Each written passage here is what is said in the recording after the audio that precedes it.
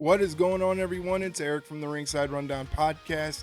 Thanks for checking out this video today. Today, we are going to be getting into the AEW pay-per-view WrestleDream. I'm excited to get into it. We're going to be talking about all the matches, breaking them down, and I'll be giving you my individual match ratings. So I'm excited to do that. And pay attention to the very end of the video. I'll be thanking some of my supporters who made it happen. So pay attention to the very end and your name might pop up. But for right now, let's get into some AEW WrestleDream.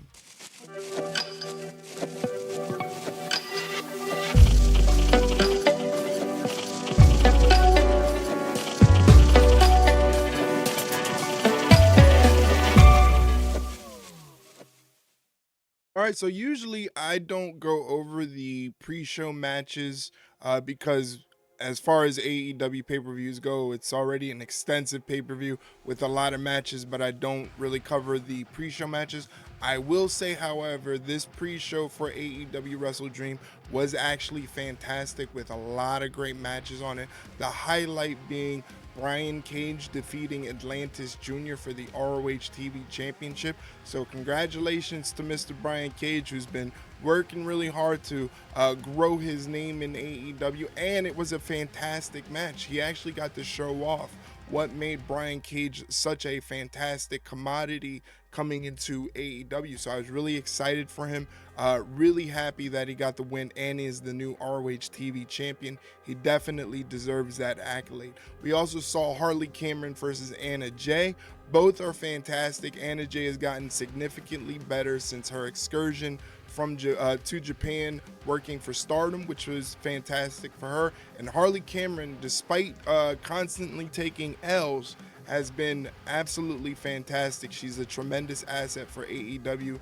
Everything she does is fantastic, whether it's on the microphone or in the ring. So I was really happy with that match. And we also got to see MXN Collection bring out Rico. If you're familiar with the early 2000s, mid 2000s era of SmackDown, Billy and Chuck, they had a sidekick named Rico who tried to get him into a relationships ordeal. It was weird, but it was still entertaining, and it's cool to see Rico out there still doing his thing. He looks fantastic. He was throwing out karate kicks like nobody's business. He still got a famouser from Billy Gunn, so that wasn't too great for Rico, but good to see him. And we also saw the Outrunners team with the conglomeration. The Outrunners, what a fantastic story for those guys. Relatively unknown before coming into AEW, and their gimmick, their character work, their dedication to their characters has been so great that the AEW audience has really gravitated toward them and developed them into almost a household name for AEW. I suspect within 3 months they will be a big proponent of the AEW tag division. They have a unique character sort of vibe going with the 80s old school muscle man wrestler. Really enjoy it. The crowd loves it. When they came out, the crowd went insane. And it was just good to see that AEW can develop some homegrown talent that the fans really gravitate to and take as their own. So shout out to the Outrunners. Again, it was a fantastic pre-show. If you have the time, please go check it out. I'm sure you will enjoy the matches. There's a lot there to take in and get you ready for AEW WrestleDream. So definitely check it out. All right, so first match on the card was Switchblade Jay White taking on Hangman Adam Page. Super excited for this match. It's kind of a weird dynamic. You got the cowboy, the psychotic cowboy, and Hangman Adam Page. And you also got the leader of the Bang Bang Gang, a pseudo cowboy group, in Switchblade Jay White. So the dynamic between two different types of cowboys was very interesting to me, and it was a super physical match. These guys went out and threw everything they had at each other. I really enjoyed the physicality. Some of the moves actually made me wince in pain.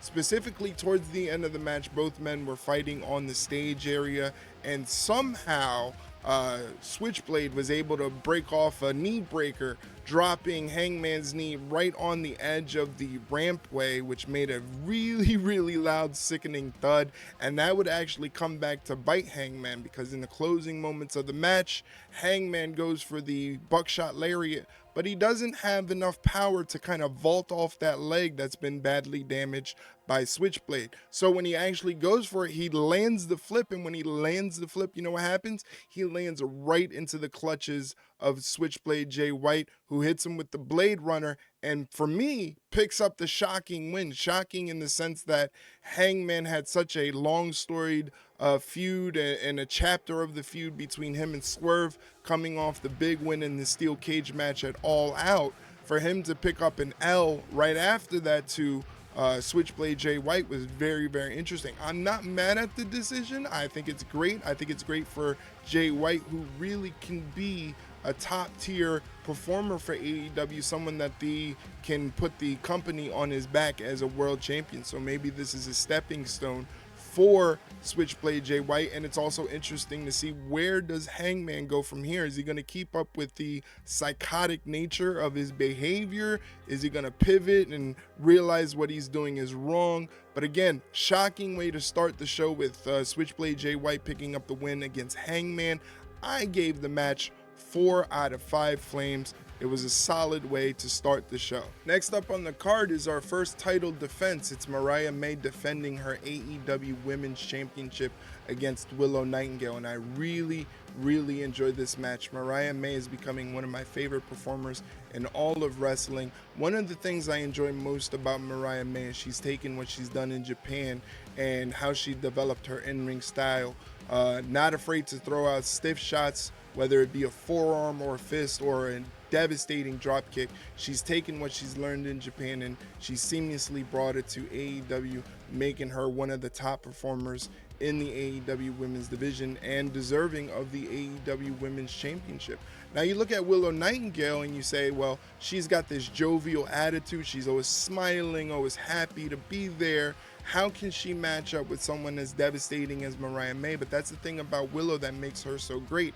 It doesn't matter if it's a regular match or a hardcore match, or she's out there with someone that's super stiff throwing out heavy strikes. She can adapt and kick ass at the same time.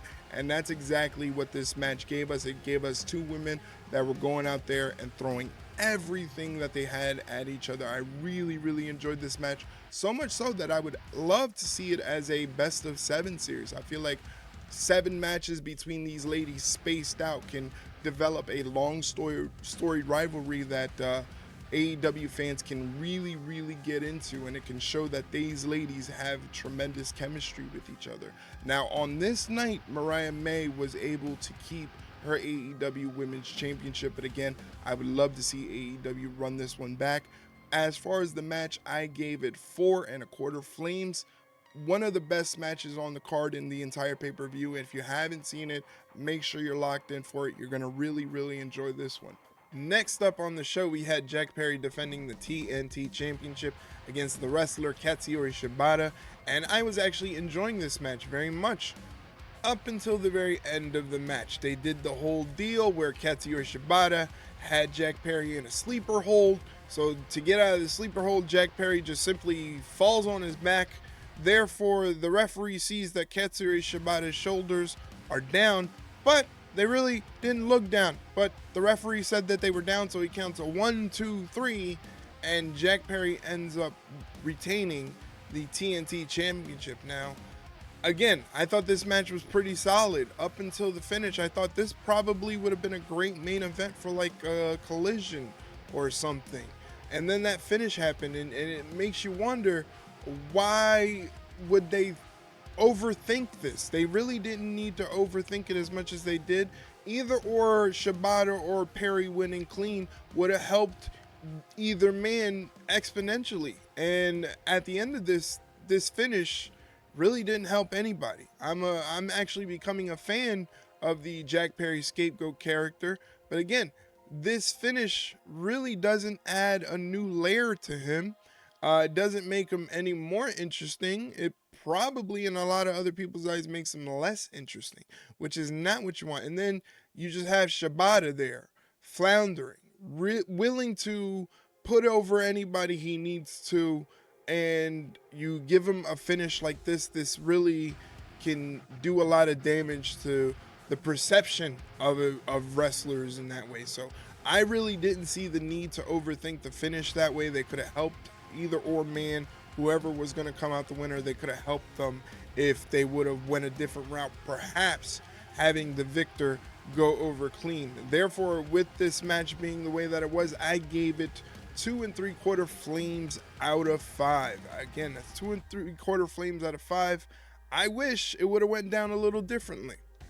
After the match, you want to talk about overthinking and over convoluted. We had a moment where Jack Perry, sensing that the crowd wasn't really feeling the finish of his match, went to attack Shibata with the title, knocking him over, and he's beating down Shibata when all of a sudden Daniel Garcia runs out to make the save and runs Jack Perry out of the ring, standing up for his buddy Katsuyori Shibata in a nice moment. And then suddenly we get an appearance from MJF. Maxwell Jacob Friedman is back. He's looking great. He's got more hair on his head. He's even tanner than he was before. The suit looks great. The scarf looks great. He's getting in the ring, and then Daniel Garcia is attacked by Jack Perry, which allows MJF to beat him down. Apparently, MJF found the diamond ring that Daniel Garcia stole. He found it at a pawn shop in Buffalo. I don't know. But MJF beating down Daniel Garcia in a big moment. He looks like he's gonna bludgeon him to half death when all of a sudden we get another return, that being of Adam Cole, who apparently is back and has an ankle that is 100% because he sprinted down the ring, went after MJF, and MJF took off like MJF does. It's a pretty good moment. Happy to see MJF back in AEW. Happy to see Adam Cole back healthy with a good ankle. They both add to the show in a great positive amount, so it's good to see them back. I just kind of wish it was like maybe save one or do it on a Dynamite. I felt like this show in particular really didn't need as many big surprises. You know what I'm saying? Like it was a solid show. It didn't need that extra boost. It kind of just took away again. The Jack Perry Shibata match with the finish probably didn't go over well in fans' eyes to start off. And then you had this moment. It's just a personal preference. I know people are looking at this like, oh my God, I can't believe that you think that the return of MJF and Adam Cole is horrible. No, I'm not saying that. I just wish that it was done differently, maybe at a different time to make it an even bigger deal. I am completely happy to see both those men back, and I think that they're going to do great things for the show. They're going to add, especially Adam Cole, because really, if you think about it, we haven't seen a lot of Adam Cole in terms of what he can do for AEW as a product. He's kind of always been in limbo, and then he shatters his ankle, and that kind of took away from things. So this is a really interesting time, and it's a great time for Adam Cole. It's almost like he has a clean slate, fresh slate, where he can really show us why Adam Cole is so great, why he's been great in other places.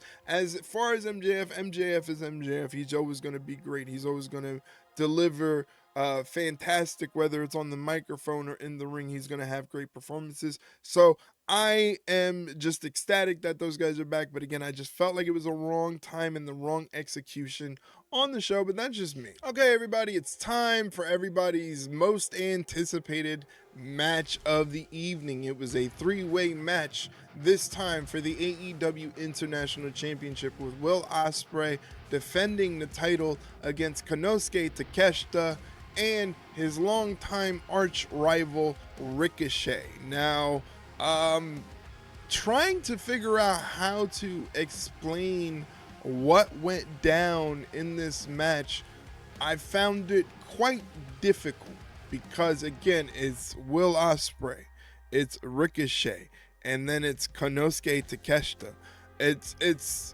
There's no way you can pinpoint, okay, this is a big moment in the match, this is a big moment to talk about. It was all a big moment. Not only that, this was something out of a video game. It was insane, the things that all three of these men were doing. Basically, if you know Ricochet, if you know Will Ospreay, if you know Konosuke Takeshita, if you write this match down on paper and you say, I wonder how this match is going to go, basically whatever you formulate in your head, it was exactly that and probably even better. That's the best way I can surmise this match. It was the best match of the night, overtaking Willow and Mariah. That was equally as good, but this match was just, it didn't exceed my expectations, it didn't fall below my expectations. It was just right, just exactly right. I mean, you had Will Ospreay and Ricochet doing all the flippy shit, and to counter all that flippy shit, you had Konosuke Takeshita delivering some of the sickest strikes I have ever seen in a wrestling ring. I mean, this guy was just cranking off these forearms and cracking skulls. It was insane, absolutely insane. And you want to talk about insane? Let's talk about this. Don Callis, who usually is on call, on commentary anytime one of the Don Callis family members have a match, obviously was at ringside. He goes to interrupt the match using his patented screwdriver. He gets caught. While he gets caught and the referee is distracted, someone enters the ring wearing a black hoodie, and they take out Will Ospreay using that screwdriver. That person in that black hoodie is none other than Will Ospreay's best friend, Kyle Fletcher. That's right. Remember last time, Kyle Fletcher had a little bit of a crisis of conscience, and he didn't know if he should take the dark side over his best friend and wanting to do things the right way. This time, he made his choice, and he 100% aligns himself with the Don Callis family, taking out Ospreay with a screwdriver. And a dazed, confused, belligerent, heartbroken Ospreay is like, bruv, what are you doing? What's going on? And then Kyle Fletcher does the unthinkable and hits Ospreay with a Tiger Driver 91. It was absolutely insane. It was cold-blooded. I gotta say, though, Kyle Fletcher looks like he's been putting work in the gym, man. He looks fantastic. Kyle Fletcher's been on a roll, and this is a part of his career where he's going to take it to the next level, and I think it's fantastic. I think that what he's going to be able to do is going to be tough because he's going to have to rival Konosuke Takeshita. I apologize to Takeshita and not acknowledging the fact that Takeshita, because of Kyle Fletcher's interference and Konosuke earlier taking out Ricochet, putting him through a table, Konosuke Takeshita is able to hit a running knee strike on Ospreay, cover him, and win the AEW International Championship. So again, no slight to Takeshita. Congratulations, finally accomplishing what people all across the world, all types of wrestling fans who have seen Konosuke Takeshita have said Konosuke Takeshita should be a champion in some form, and finally that has happened. Konosuke Takeshita is the new AEW International Champion. As far as the match, I think it was the best match of the night up to this point. I give it 4 3/4 flames out of 5. Once again, 4 3/4 flames out of 5. And once again, congratulations to the Alpha, Konosuke Takeshita. After that absolute banger of the match for the AEW International Championship, we get a nice little segment with Swerve Strickland returning to Washington State, his home state, to address the crowd. Remember, we hadn't seen Swerve Strickland since the all-out steel cage match where he had a needle halfway stuck through his cheek. I don't want to think about it anymore. It makes me cringe. Anyway, we get to see Swerve Strickland again, who's out there with Prince Nana, and they're talking about Swerve obviously wanting to get back the World Championship because it meant a lot to him. He had a tough time dealing with everything that was going on with Hangman and all that stuff. And then they're interrupted by MVP and Shelton Benjamin, who once again have just arrived in AEW, and they're looking to recruit new members into their little union. And they really want to grab Swerve Strickland away from Prince Nana, and that's why they have made this interruption. Swerve's not answering any DMs, emails, voicemails, none of that stuff, so they figured the only way they can get his attention is by doing it in the ring. So they want an answer from Swerve. Are you going to align yourself with us, or are you going to stay with Prince Nana? Now, here's the very interesting part. Swerve didn't instantly make a decision. He actually played an interesting card where he acknowledges the points that MVP has made as why Swerve should align himself with them, and he also made points as to why there's pros and cons with joining Prince Nana. Prince Nana has to stop selling weed to high school kids. That's part number one. I thought it was going to be the dancing, but it's apparently selling the weed. He's got to stop doing that. He's got to stop hawking this Prince Nana coffee, which you can get at princenanacoffee.com. I got to try some myself, but he's got to stop. And Swerve is acknowledging that, and he also acknowledges that going with MVP might help his career greatly.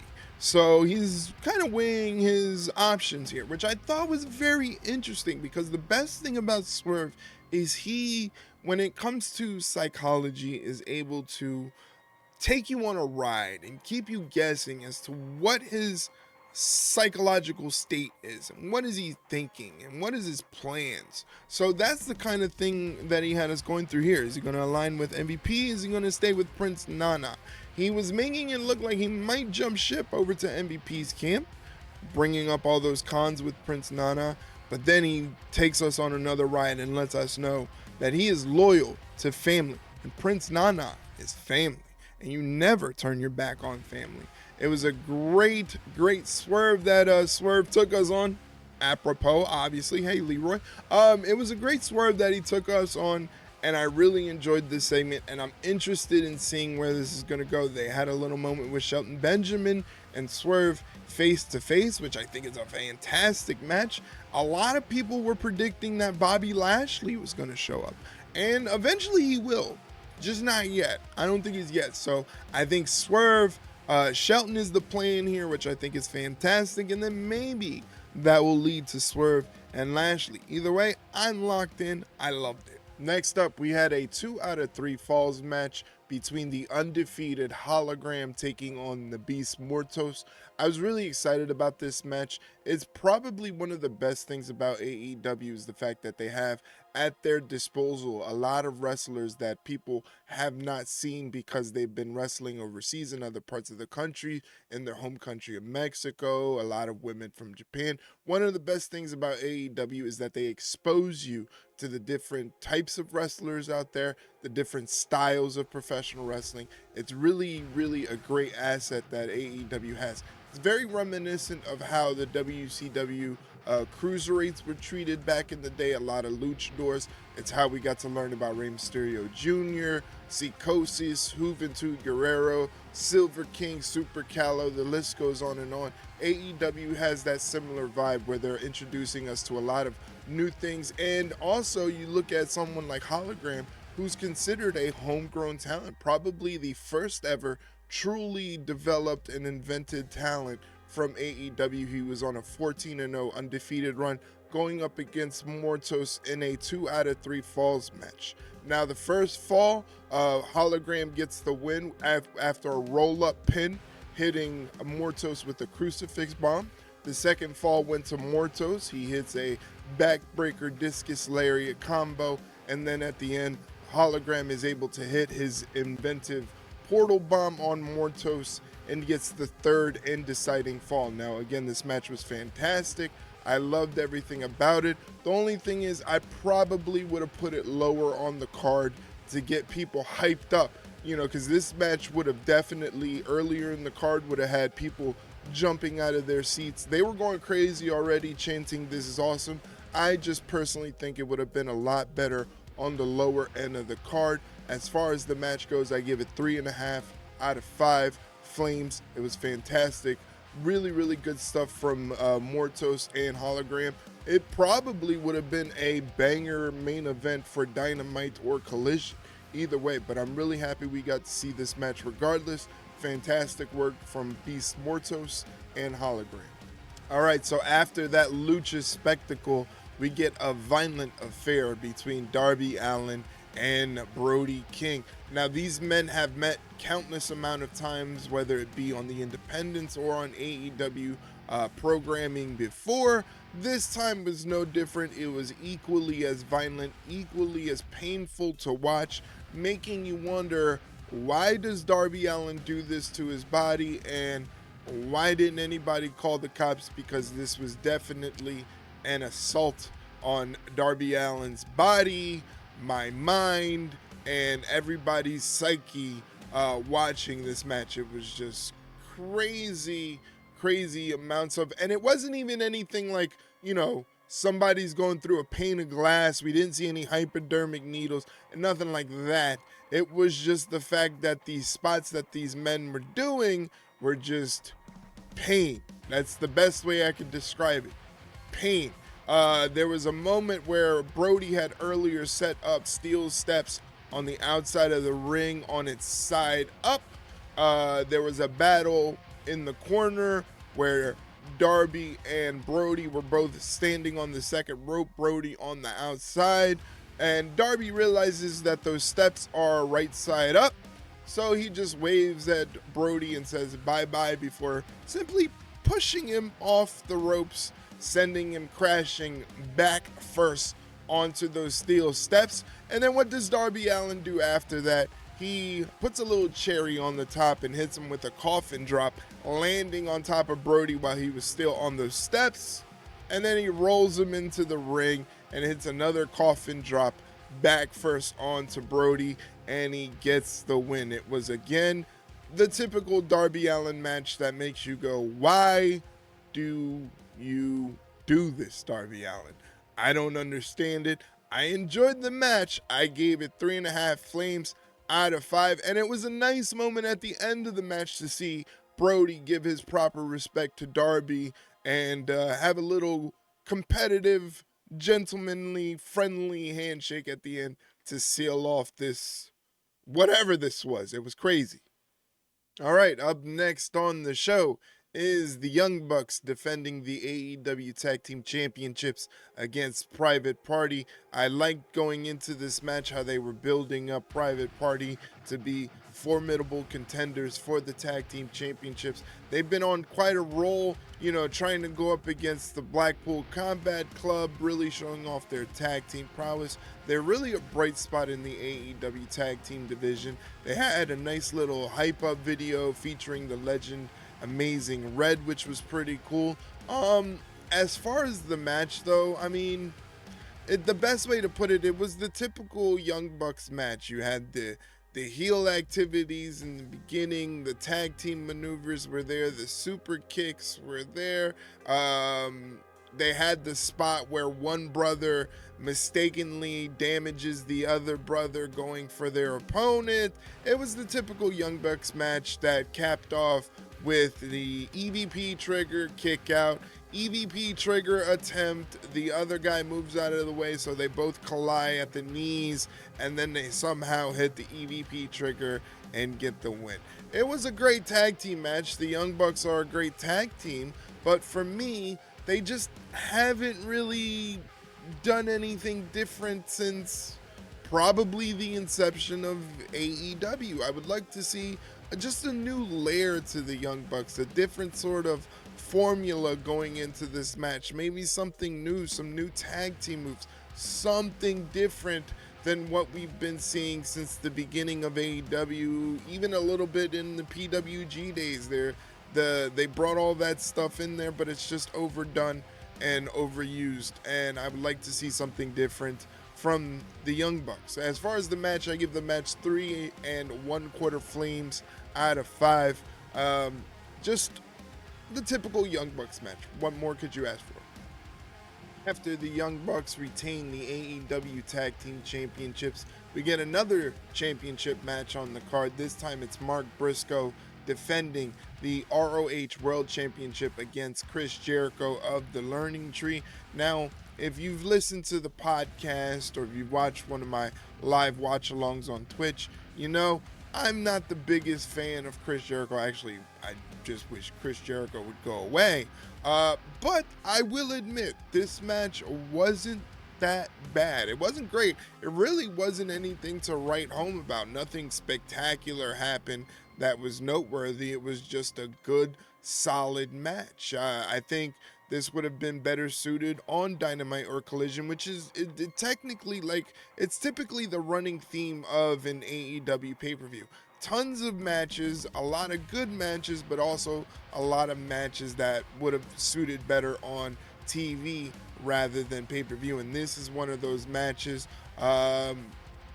Everything was solid. There wasn't any clunkiness. It was just a good solid match with Mark Briscoe winning and retaining the ROH World Championship, hitting Jericho with the Jade Driller. It was a solid match nonetheless, and congratulations to Mark for retaining the ROH World Championship. Finally, we get to the main event where we saw Bryan Danielson defend the AEW World Heavyweight Championship against his former stablemate Jon Moxley. And you know those guys were intertwined together in the Blackpool Combat Club, and eventually the Blackpool Combat Club excommunicated Bryan Danielson for whatever reason. And ever since then, including Pac, they've been on a warpath to change the structure and the integrity of All Elite Wrestling, starting with the World Heavyweight Champion, Bryan Danielson. As far as the match, it was super physical. It was pretty much the typical Bryan Danielson match where the opponent usually has the upper hand. He fights back. He's extra stiff with his strikes and his kicks, and he gets dumped on his head. He does the spaz spot where it looks like he's been taken out, where his neck has been broken. It was pretty much what you expect from a Bryan Danielson AEW match, and with that, it was pretty good. I mean, they've all been pretty good, so you really can't complain. It just follows kind of the same formula it's been following for a while now. It was a great match up until the very end. It was kind of interesting to the point where I had to actually watch this match back a second time to kind of gather my thoughts and my reaction to it. Initially, when the finish happened, which saw Jon Moxley choke Bryan Danielson out to the point where he couldn't answer the referee, so the referee calls for the bell and Jon Moxley becomes the new AEW World Champion. Initially for the finish, I thought, man, that was really crap. They could have did something differently to really get the crowd in a frenzy after the match. But in further analysis, I realized that they were just going for the shock value, and the shock value is evident with the stunned silence of the crowd. I don't think the crowd expected the match to go down the way it did and finish the way it did. So in a way, it was effective. I got to admit, it was effective, and maybe our displeasure with the finish is just basically the finish in itself. You know, nobody wants to see Bryan Danielson retire completely or stop being an active competitor with All Elite Wrestling. He's one of the greatest to ever do it. But eventually, all good things must come to an end.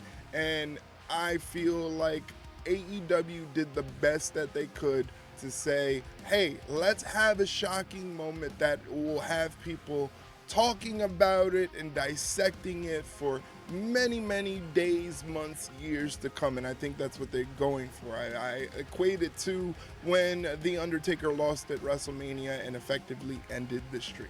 It was pretty much the same like that. It gave you the same sort of vibe. At first, you're like, nah, this sucks. And then you analyze it and you're like, wow, that really happened. And that sort of analysis is probably what All Elite Wrestling was going for.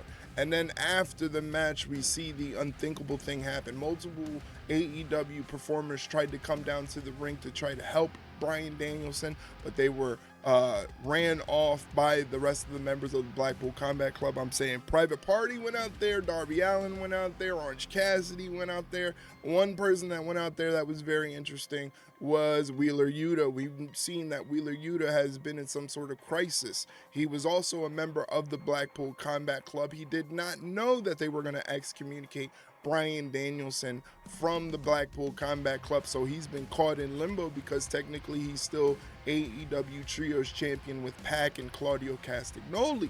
So he's caught in the middle. He doesn't know what he's going to do, but he came down to check on his mentor, Bryan Danielson. And when Darby Allin had everything in control and ran everybody off, Wheeler Yuta attacks Darby Allin using Bryan Danielson's Daisaku knee. So you see that this crisis of conscience has come to a conclusion that has shown that Wheeler Yuta is ultimately aligned with the Blackpool Combat Club. He takes it a step further and he takes out Bryan Danielson, reminiscent in the way that they did it at All Out. He takes a plastic bag and he puts it over the head of Bryan Danielson, trying to choke him out unconscious while begging Bryan to stop moving, stop struggling, just let it go, let it finish. And that's exactly what happens. As I said, more stars from AEW come down to the ring, and finally the Blackpool Combat Club exits the ring completely, leaving carnage in their wake,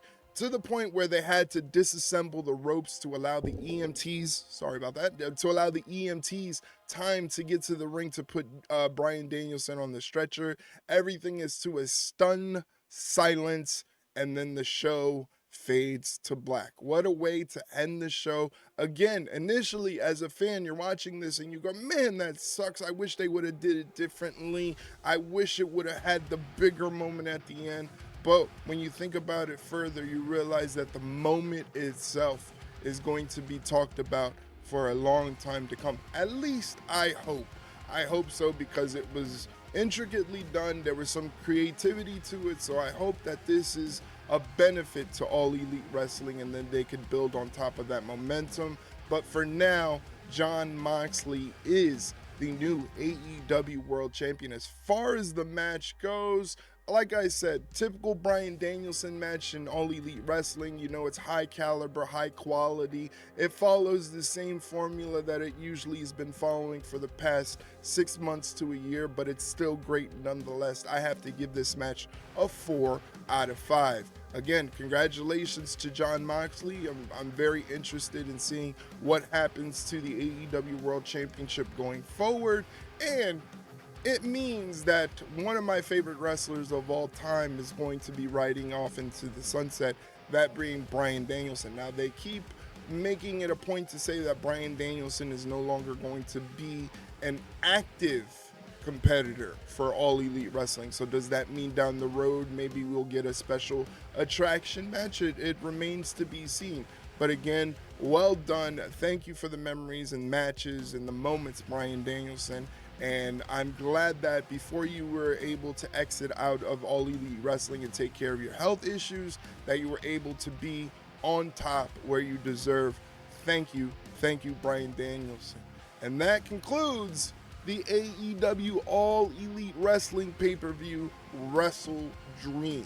Now, if you've watched this video in its entirety, thank you so much. I know it's not typical of YouTube videos to run this long, but we all know when it comes to AEW pay-per-views, they kind of do it the unconventional way, and they like to stack up a lot of matches on that show. With that said, overall, I think this was a solid pay-per-view. There was some couple hits, a couple misses, but again, it was well worth the price for the pay-per-view. I thought it was a good show overall. I really enjoyed. Let's go through it. I enjoyed Darby versus Brody. I enjoyed Hangman versus Jay White. Hologram Mortos was great. The pre-show was great. Good to see Swerve, Strickland back, and then obviously the three-way match between Will Ospreay, Ricochet, and Konosuke Takeshita was absolutely phenomenal. So there was a lot of great things to watch from this show. Really well done for AEW, despite the fact that it was an enormous card like usual AEW pay-per-views. Question is, where do they go from here? How do they build upon that momentum?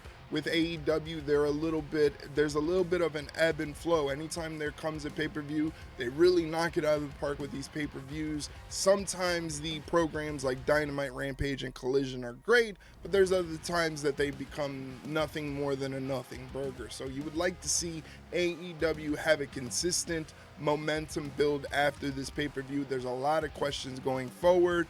What's going to happen with Swerve? Is he ready to come back fully? What's it going to look like with Mox being the world champion for AEW? What's going to happen with Bryan Danielson?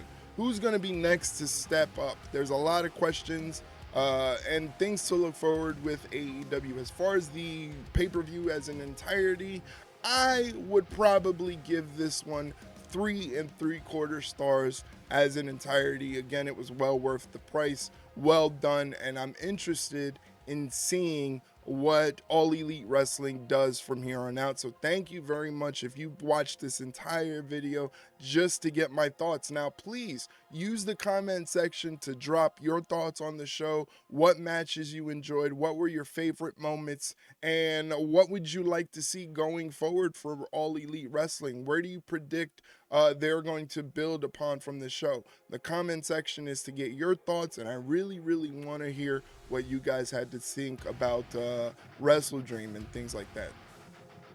Alright guys, thank you so much for checking out this video. I hope you found it informative. I hope you found it useful. I hope you enjoy AEW and AEW WrestleDream. Stay tuned so I can show my appreciation for all of these people that make all the things happen for Ringside Rundown, whether it be on the podcast or on the streams or on these YouTube videos. Thank you so much for your support, guys. Take care, and I'll see you on the next one.